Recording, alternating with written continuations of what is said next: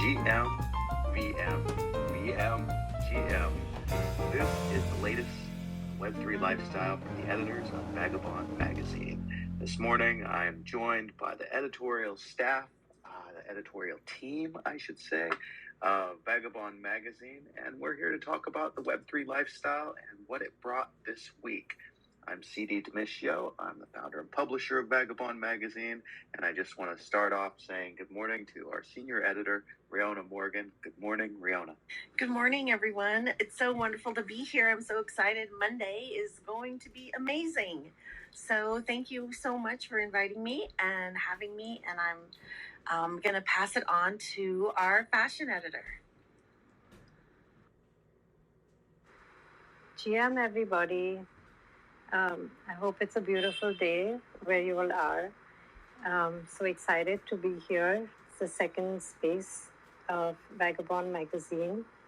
And I look forward to having you all in this room and having an exciting discussion.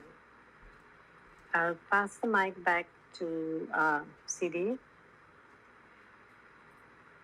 Amazing. Quanta, Riona, so happy to have you guys here again this week. We had a blast last week talking about the Web3 lifestyle and what that means in Vagabond Magazine, introducing ourselves. But our other two friends from the editorial team were not able to join us last week. So this week we're joined by E.R. Donaldson, who has a little bit of a chest cold, so he's not going to talk too much. But also Cryptoversal Books is here. Cryptoversal, good morning. Good morning, CD. Good morning, everyone. Hope everyone's having a great start to the week. So far, so good. You know, Riona is like a breath of sunshine when she starts speaking. You know, she's like, it's going to be a great Monday. And meanwhile, I'm drinking my coffee going, I think she's right. Definitely. Always great to start off the week with friends. ER, do you want, and Cryptoversal Books, do you guys want to just briefly introduce yourself? So just for anybody who's listening, we are going to be taking this and we're going to be putting it to YouTube, and eventually we're going to start doing some other podcast things with it. We're just kind of getting our legs underneath us at the moment, but we'd love to hear just a little bit from you guys about who you are, how you came to Vagabond Magazine, and what makes you love the Web3 space. Yeah, well, I'll go first. I am an author, editor, publisher in the space. My interest is in the potential of the technology to revolutionize how authors, artists, and content producers of all kind are able to take back control of their work and its distribution from the current system, which is broken and could use some shaking up. So I'm very excited for the aspects of technology and all the new protocols that come out and different ways that they can be applied, specifically in my interest to books, but in a broader sense to all people who are creating and putting ideas and thoughts out into the world.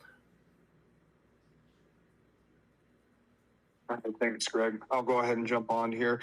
E.R. Donaldson, pleasure to be here with everybody. Sorry I missed last week, and even though I'm a little under the weather today, I couldn't stand to miss this week too. A little bit about me: I am a author and independent publisher. My indie publishing journey was ultimately what brought me here to the Web3 space, looking for innovative ways to deliver content and reach new audiences. And shortly after being involved in the space and lurking on servers like for PageDAO, I got to know CD and started contributing an occasional article to Vagabond Magazine, and really excited to see where the publication is going to go in its next iteration here. I think we're all pretty excited, and ER, we're really excited to have you with us in this journey. I mean, you've been on this journey from the beginning, but in more of an official capacity now as part of this team. It's really great to have you here. Excuse me, I've got a cough, so I'm going to shut my mic off for a moment.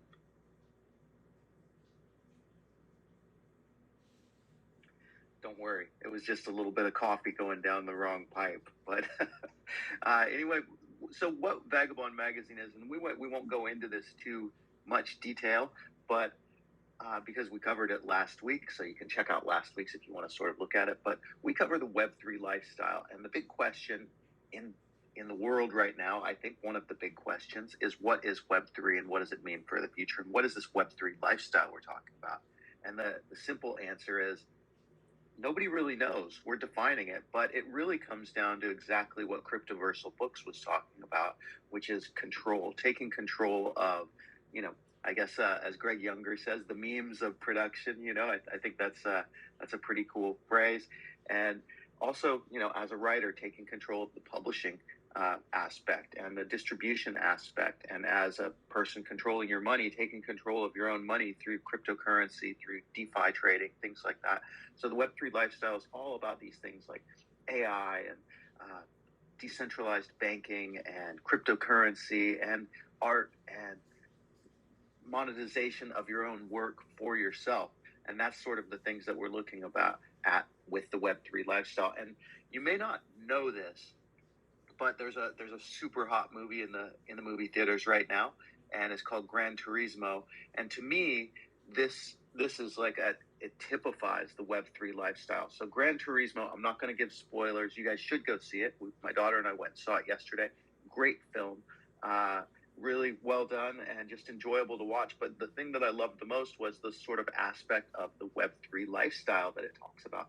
And what that is this kid is a video gamer and he wants to be a race car driver, but there's no way that he can ever become a race car driver because his family's not, they're not it's like race horses, those are for wealthy kids to play with. Same thing with race cars. But he gets this opportunity through being a very good video gamer to become an actual race car driver, and the barrier sort of smashes between that, that gate that was there. Well, like, no, you can't be a race car driver because you live in a part of London that's, not for race car drivers, etc. So that's what I see the Web3 lifestyle as cutting down those gates, getting rid of those gatekeepers, opening up the possibilities for all of us to look at what we dream about, what we're good at, what we want to do, and then to be able to latch onto it and move forward. And this panel that we have here, this team, knows a thing or two about that. I mean, I think every person here on this stage has walked the walk and taken that journey. And I'm just going to open it up to you guys right now. Cryptoversal, if you want to grab it and talk about how your publishing journey has gone from traditional or anything else, please just go right ahead, you guys. Yeah, no, definitely. Technology is a great leveler in terms of enabling and empowering authors and publishers. And just if you're looking back at history, where you used to have a gigantic machinery press in order to typeset books and put them out into the world, and to have the means to do that, you required millions of dollars and a huge investment. And if you were just an author, then you would need to contract with a company that had one of these presses, and you'd be at their whim. And now you can take your work directly from your WordPress, from your computer, and put it out into the world and have better distribution than those old companies would have dreamed of, and bypass the middlemen and the gatekeepers, and it creates opportunities, and it creates a new world, and it creates hopefully moving toward an environment where everyone can have their own means of production and have their own words out into the world without worrying about having to own all this equipment and machinery. The machinery is happening in the background on the blockchain. Yeah, I'll just riff on that real quick. I think when it comes to the control, we're not just talking about the ability to put your material out there. I mean, because that's what brought me into publishing in the first place, is the ability to create and share. But then it's Web3 is offering potential, I would say, for there to be more things to do with what you create. So when you in the current popular model. What you're really seeing is you take a novel or some other written piece that you wanted to publish, you put it out there, and you sell it, and that's the end of it. With Web3, what we're seeing some of the creators do is really expand on that, where you putting the product out there isn't the end of the story. You can grow that product, you can change it, you can allow for it to mutate or somehow reward your fans and the people that are investing in you in ways that just really aren't facilitated in the current mechanism under traditional or the Web2 spaces. Web3 makes this all much more accessible, and I'm really excited to see what it does for allowing creators to connect with their audiences on a much more intimate level. Yeah, and we're all writers, so we tend to focus on the publishing and writing aspects of Web3, but it's not just that. I mean, I think that things like the Robinhood app, you wouldn't think like that's Web3 right at the first, but when I first wanted to trade stocks, I didn't have a lot of money, and this was a long time ago. I'm 51, and I had to call a stockbroker, and he was like, "Well, you need $10,000 to start, and this," and there was no chance for me to be my own stock trader. I couldn't log on to a computer or log on to an app and say, like, I'd like to buy a share of Microsoft. That wasn't a possibility. I needed a beginning amount. I needed to talk to a broker. I needed to let them do the trades. But these financial aspects, things like banking online and being able to buy stocks online, and then there's a ton more of them too. I mean, what we're doing right now, this is a space, right? We call it a space. It's just Twitter, right? We're just recording on Twitter and having a live talk show that millions of people can tune into if they want to and listen to it any time in the future because it's recorded. Like, that's amazing. It's absolutely mind-blowing. It's no less mind-blowing than the fact that we can sit in a chair and fly through the air at 500 miles an hour to go to a destination while we're eating a snack and watching a TV show. That's that's how we travel today, right?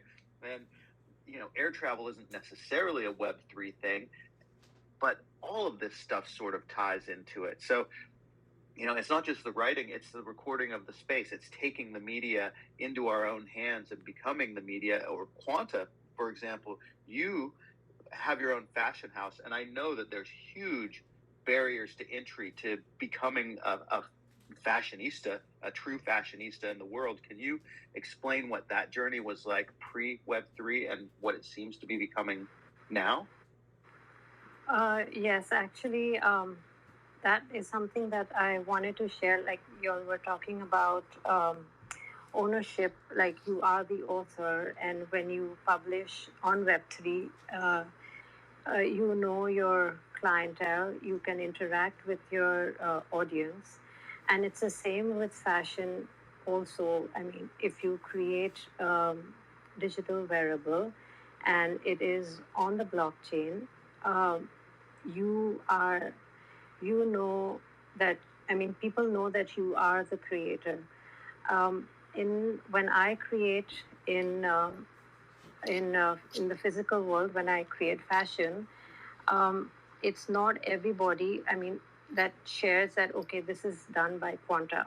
I mean, they hold the, sometimes they hold the information back because they don't want to share me to their friends. They feel that, their friends will probably have something similar to what they have.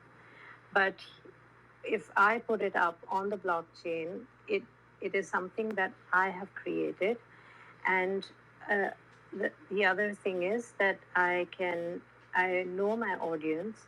So even if I create a physical outfit, I can have a digital version of it on the blockchain, which I can share with my client, and it can be twinned with the physical garment. And this is the way that I would know my clientele, and they know that, okay, this has been certified on the blockchain. It is authentic.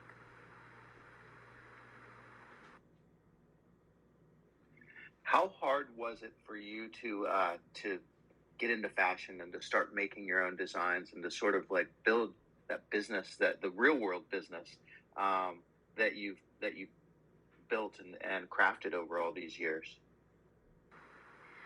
Okay, so I come across this a couple of times. Now it's been like over 2 decades, so I'm established. But when I first started out, even about a year or two in the line, um, I know what I was creating because I had trained under designers, I'd mentored under designers, and I know that what I did make was of a certain level, a certain level of quality, a certain level of creativity, what I was offering the clients. But I didn't have a brand name as such. I was not a label. And this has been told to me that we can't pay you as much money because you are not an established label. So we are only coming to you because we believe that you will charge us less. And that was so demeaning, I would say, and it was discouraging. I felt, why would I put in that kind of effort or that kind of input? Even the artists who work with me, it's like an insult, literally. So those are the things that I faced, and now it's been as many years, so I have established myself. But it took me that many years to get where I am right now.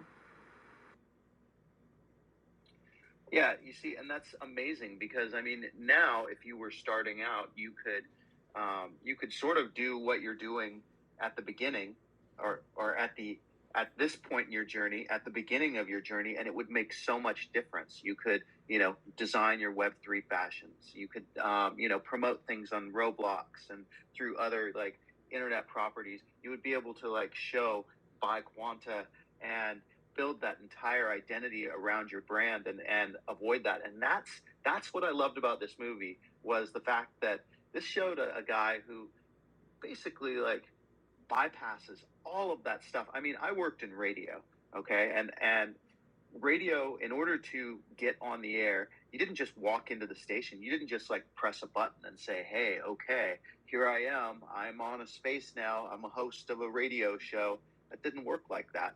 I had to reach out, make connections with the people that worked at the station. I had to come to know the station manager outside of work before I even like worked there. I had to get to know the DJs a little bit. Then I had to like approach them and say, hey, I'll take any job that you have, including cleaning the toilets, just so I'm in the building. And once I was in the building, I took every job that was available just so I could get into that control booth and like push the buttons and be a producer for someone else. And then from there, I had to, gradually step my way up. I was an intern, I was a producer, I was a assistant, and then eventually I was a co-host, and eventually I was running my own show. But that was a long process. It wasn't as easy as starting a Twitter space, and the same goes for Quanta. And I'm sure, without a doubt, that Cryptoversal and Riona are both lawyers. They went to law school. They went through all the process of passing the bar and doing the things. So their process was even longer and more involved than us. And I wonder if Web3 has changed the law. Like, what do you guys think? Is there a lawyer Web3 lifestyle? Because I know a lot of lawyers who are really excited and in the Web3 space. So as lawyers, what do you guys think of that? The lesson so far is do not use ChatGPT to write a brief or do your research for you.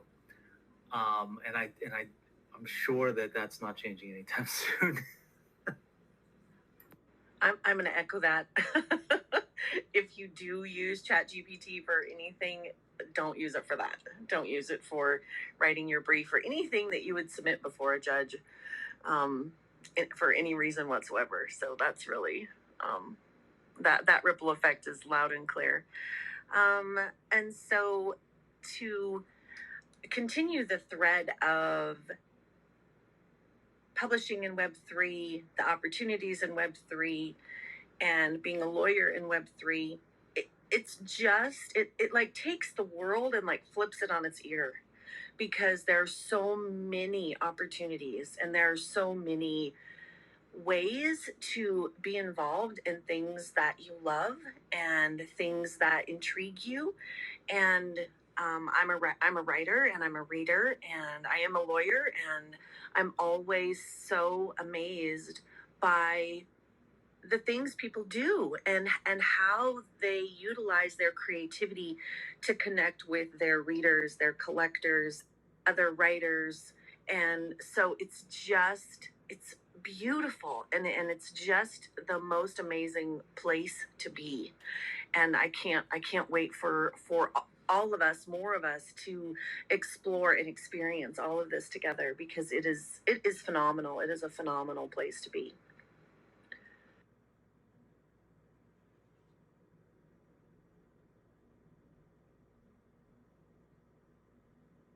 So not a lawyer, but I'd love to jump in on the topic because, one question is, how are these new technologies that we're developing directly impacting the professional space? And I can imagine, just not being a lawyer, but having to play one on TV. I do a lot of policy work in my day job. I can imagine all of the gray areas giving those in the legal space a lot of stress, but on one hand, with some of the legal ambiguities. I know that's the case for individuals in like the tax and accounting from a tax and accounting standpoint. But it'll be interesting though, because immediately I liked Greg's remark where, when you talk about Web3, he didn't even mention NFTs. He went immediately to AI, which I think is kind of a part of this greater technological sphere that we're moving into and we're calling Web3. I know that Chat GPT and applications for the firm that I'm working at was just brought up on in a staff meeting, and we have an in-service coming up on it next month, looking at how to leverage some of these technologies. So it's not even just the kind of rogue independent creators, which like I definitely identify as in part of my lifestyle. But I think you're going to see more and more major corporations and even small organizations start to look at how to integrate these technologies both into their operation, then how they interface with how to interface with their customers, with their clientele, similar to what Quanta was talking about earlier. So I think we've been saying it's early days for a long time, and for a while there it seemed like we were getting critical mass. But I think still with some of the recent dried up and investments that happened with some of the financial collapse, I think things slowed down, but you're still seeing this steady march forward to adopting these new technologies into the mainstream. So there will be a tipping point at some juncture where Web3 lifestyle is kind of like saying, yeah, I have a smartphone. Yeah, I have the internet, where everybody's there. I think it's really cool though to be part of this early bandwagon where we're getting the opportunity to really shape what that looks like, rather than being in the early adopter phase where we're just getting to use the tools that other people have already created.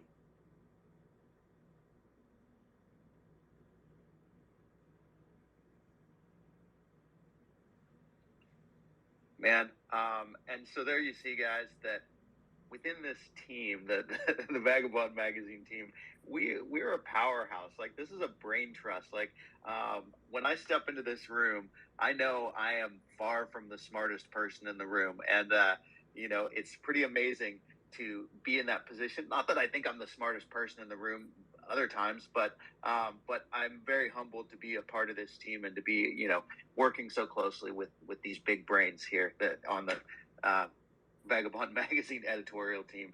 So, any other thoughts on the Web3 lifestyle and Gran Turismo and breaking down barriers before we move on to something else? And if you're in the audience and you have something you want to contribute, please feel free to raise your hand too. We always like having a conversation. It's not just us. All right, 3, 2. I wanna just share something. I think an important part of Web3 is collaborations. I mean, we do have collaborations in Web2 also, but I think the essence of collaborations in Web3 is about working together towards a project. I mean, towards the product. In Web2, I know these partnerships that they are more focused on what you're going to get out of it. This is my experience that I'm sharing. The profits and what's your percentage, and you're working towards making money. But I feel that in Web3, the collaborations and partnerships are towards building or creating a product and building relationships with a community that it's all together. It is not.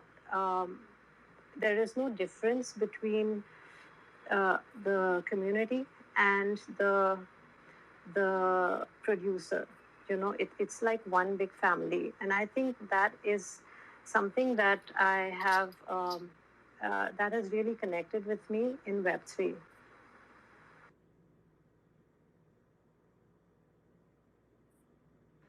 I agree 100% because I've been a writer a long time, and I've been in traditional publishing, and I've done. I actually haven't ever published something independently, just on like Amazon or any of the other independent publishing places. But I have known and do realize that being able to connect with other writers, being able to connect with other illustrators, other artists, other creators in the traditional sense is very difficult, because I'm not the only person making the decision on whether I can work with someone, or whether I can even, discuss my cover art beforehand, or if I can pull in someone to do any kind of illustrations within whatever it is that I'm working on. But in Web3, that is completely not the case. Like, it's a given that there's going to be another person probably on a project that I am doing. Sometimes I want to experiment and see what I can come up with, but I love being able to collaborate with other writers. I love being able to collaborate with other creators, people who are musicians, people who are illustrators, and it's just it makes the work that is created so powerful and so beautiful, and it's priceless.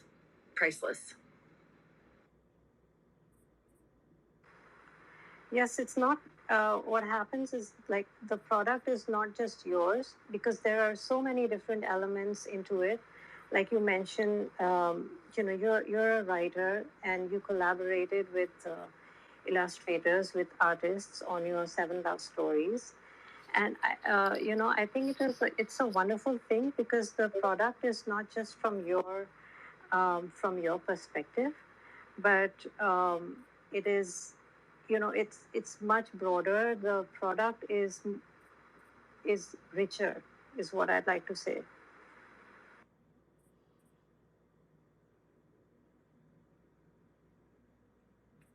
And you guys, see, this is what I love about working with big brains, is the fact that you guys set me up and gave me the exact perfect segue for us to move to the next topic, which is friend tech. Did anybody else get involved in this? Have you guys seen it?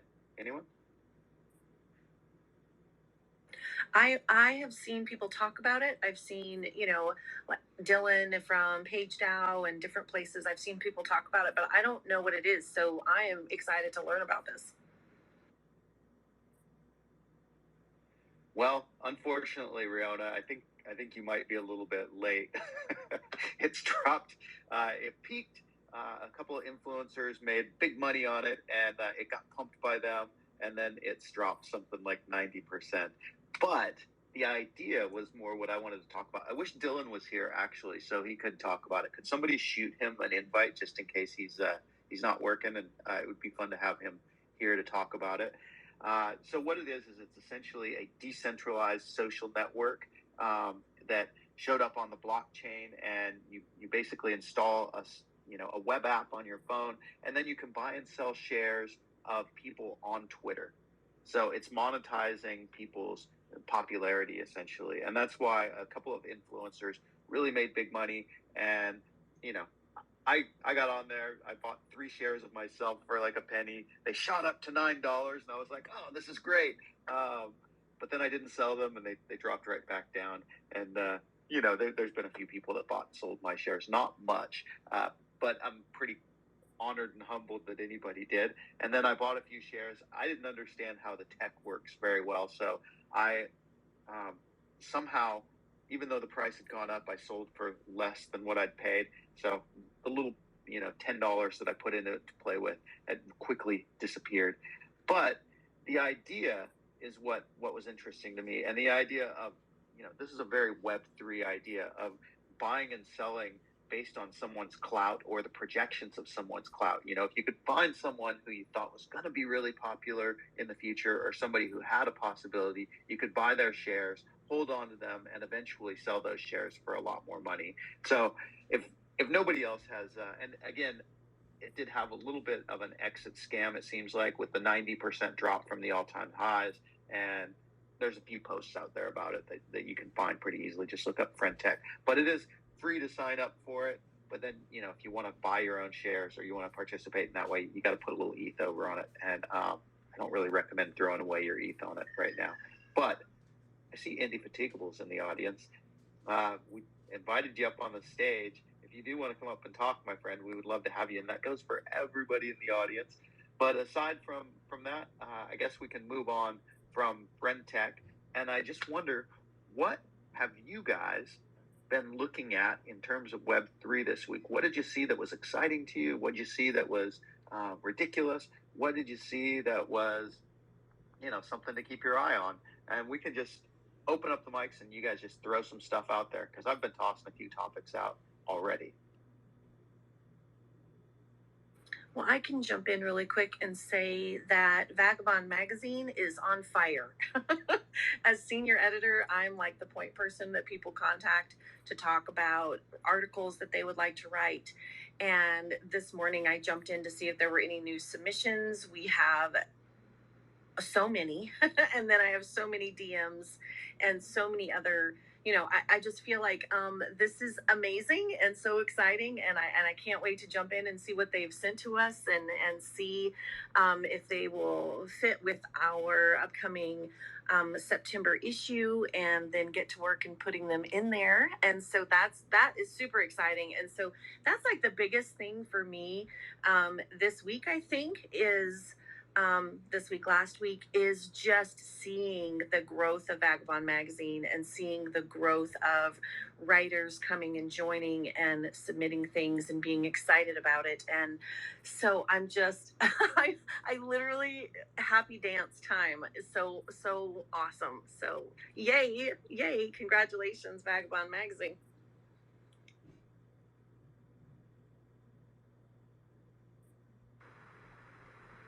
Yeah, it's been great. Like, I've been working towards the fashion section for Vagabond magazines for the September issue, and it's just crazy. We have like a new the first time we have a contributing fashion writer who would be part of the September issue also. In terms of fashion, last week. So there is, I mean, I don't know if you all know about Drop. This is fashion platform by Daniela Loftus, and Vertical has collaborated with Drop, and they have launched a digital fashion residency program, and it's very exciting. It's for digital fashion artists, and they will select 25 creators. It's a 6-week program, and it's free, and it's absolutely remote. I'm really excited about how people are building fashion in this space, even though, we've been going about that the space is bearish, and there's no building here, but I don't see fashion losing its steam here, not at all. In fact, there is so much stuff happening. The Fabricant is another digital only fashion house, and they just launched their new Primal Rave collection. This was on the 22nd. So it's crazy what they're creating. You have to see they've um, integrated traditional Dutch culture and with this real party rave looks. Um, it's fantastic. So these are some exciting things that have been happening in fashion. Um, like I said, it's a never a dull space where fashion is concerned here.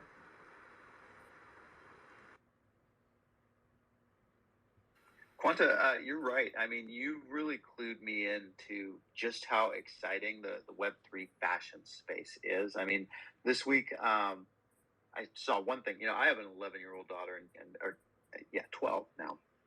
She's nuts about Roblox, and she loves playing Roblox. And so digging around on Roblox, the fashion choices that are there, the things that kids can buy or adults, and Roblox is quickly becoming not just a place for kids. One of the stories that I saw this week that I found really interesting was the fact that Vans, the shoe company, Vans has onboarded 100 million people into their Roblox experience.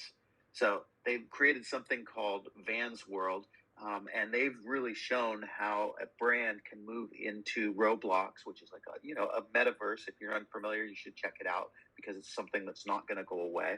But they've created a metaverse experience with games where people can interact and skate. They can wear their skate fashions, and they can also buy the real world versions of those fashions. So they can wear them digitally and they can wear them IRL, which 100 million people, that's nothing to sneeze at. We need to pay attention to that stuff. I mean, we are, but the rest of the world needs to also.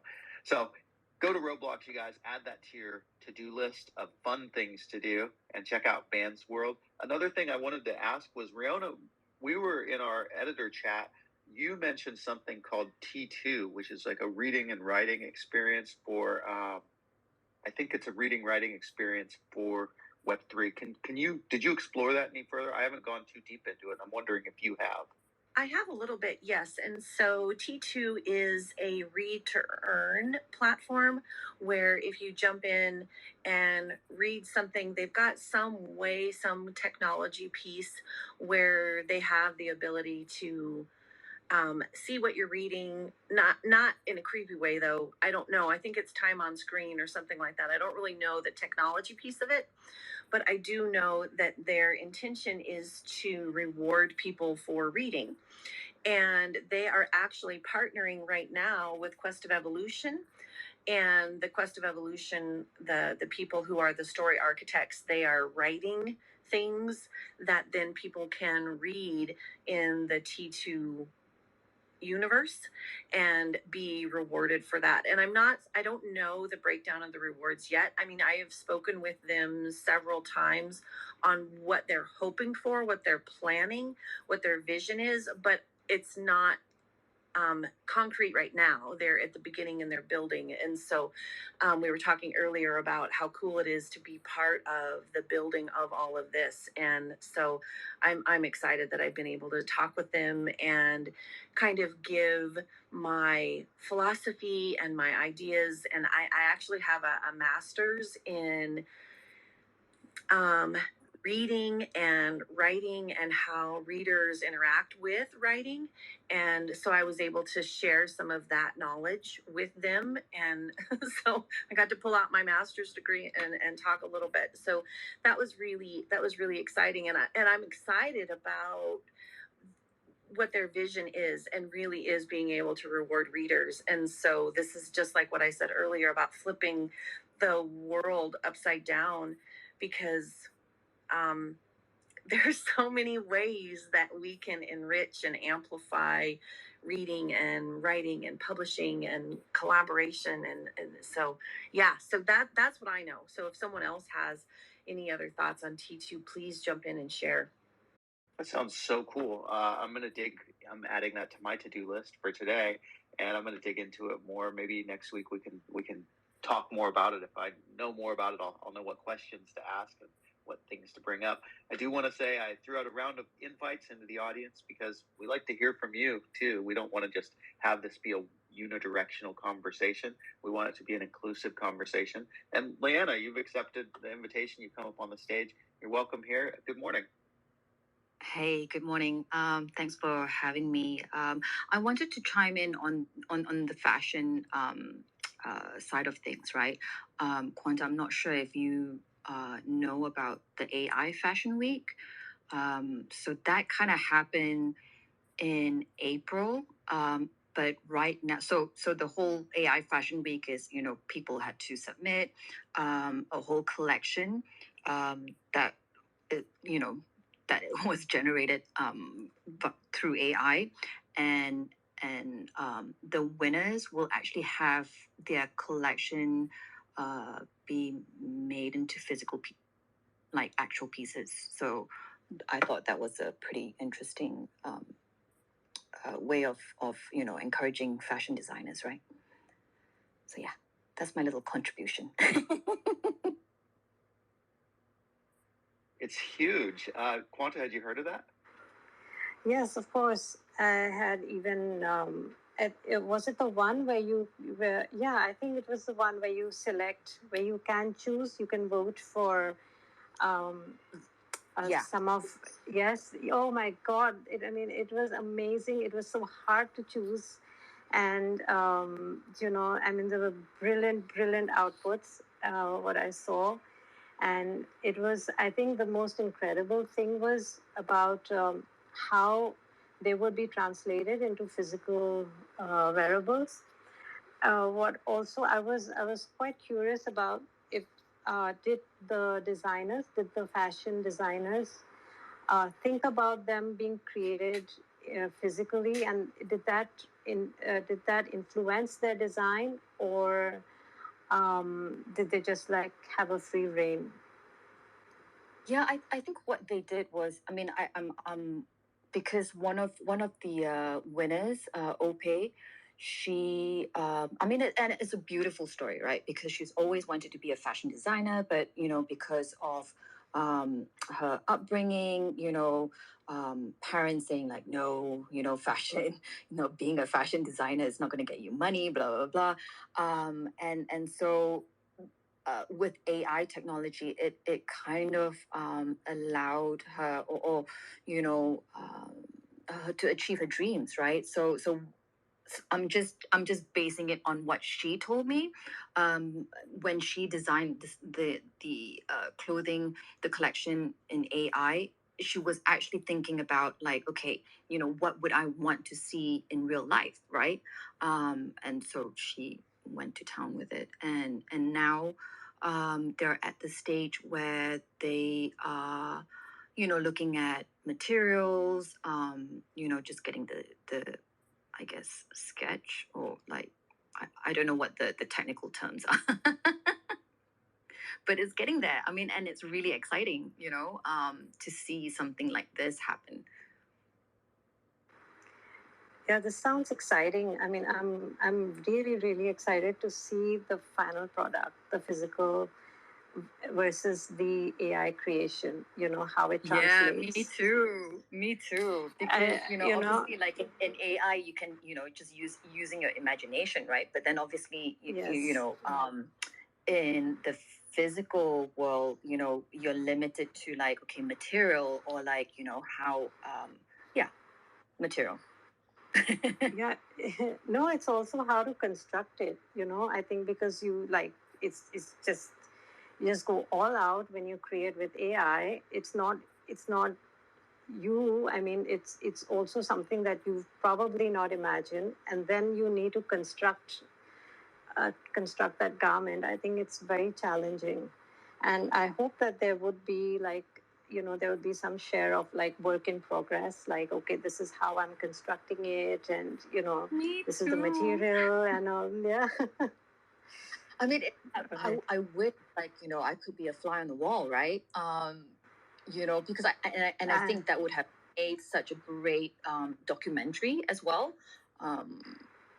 Just to go behind the Yes. scenes, how they do it, Oh yes, 100%.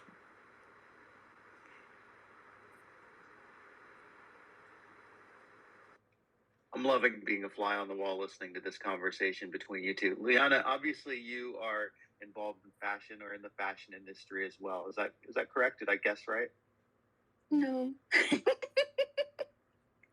I mean, I just help Ope, to galvanize the community to, vote for her collection. And I, kind of had her on Twitter Spaces to talk about the collection and just to get the word out for her. But I mean, I love fashion, but not a fashion designer. Okay, well, I'm wrong often, but I could hear the enthusiasm in your voice, and I'm so glad you came up on the stage and you brought that. Really, thank you so much. You're welcome here anytime. Thanks for having me up. I mean, I'm just, I'm passionate about it because it's given people opportunity, to achieve their dreams, right? And I'm always really, yeah, I just love stories like that. Me too. Bring all those stories. We want to hear them all. And I also want to say good morning, Wanshu. You accepted our invite to come up to the stage. Good morning to you. Hi, good morning and good afternoon. I'm currently based in London. Hi, everyone. This is Wanshu. I am actually from the T2 team. Hi, Rihanna. Hi, Indy. Hi, Cryptoversal. And hi, new friends. And thank you, Rihanna, for mentioning our project. It's such an honor. Yes, of course. Oh my goodness. I kind of scrolled down and saw you, and I was like, oh, CD, we have the person we need to talk to about T2. She's here. So it would be wonderful. Please share. Please take a moment and sing about what you all are doing at T2. It's beautiful. Thank you for giving me this opportunity. And Rihanna, I do know that I still owe you a piece of writing, and I am working on that. Yeah, just to give you all a little intro about T2. T2, we're building a decentralized social network around reading and writing. So for writers, we want to build a community to help them build a community of readers and writers around them to help them pursue their whatever writing dream that they have, and then to help them engage with the community in a meaningful and deep ways.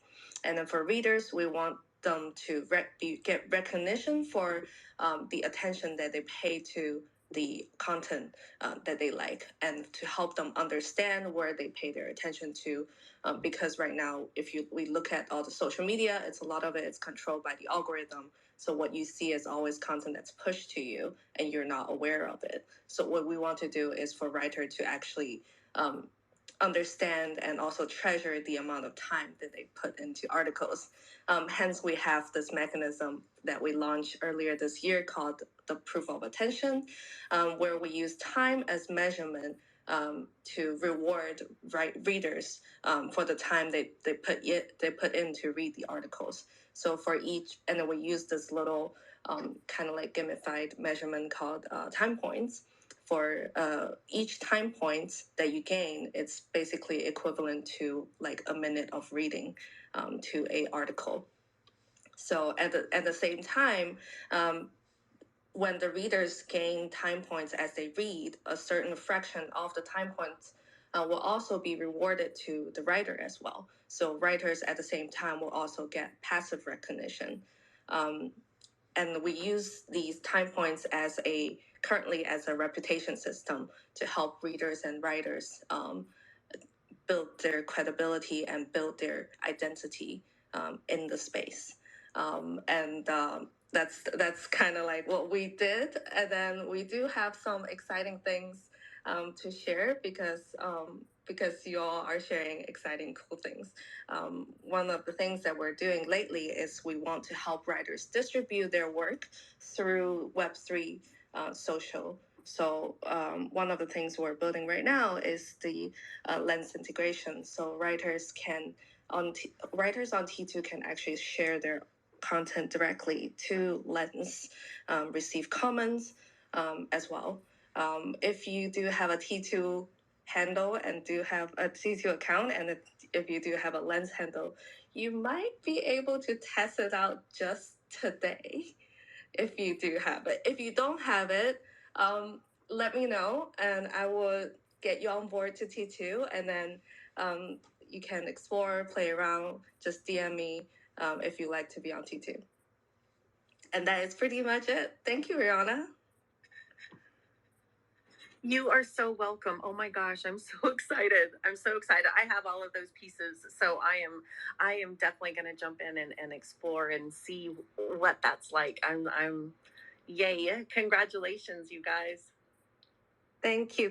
Please do let us know your thoughts because as always, we treasure your feedback, and then we always take into account when we're building new features.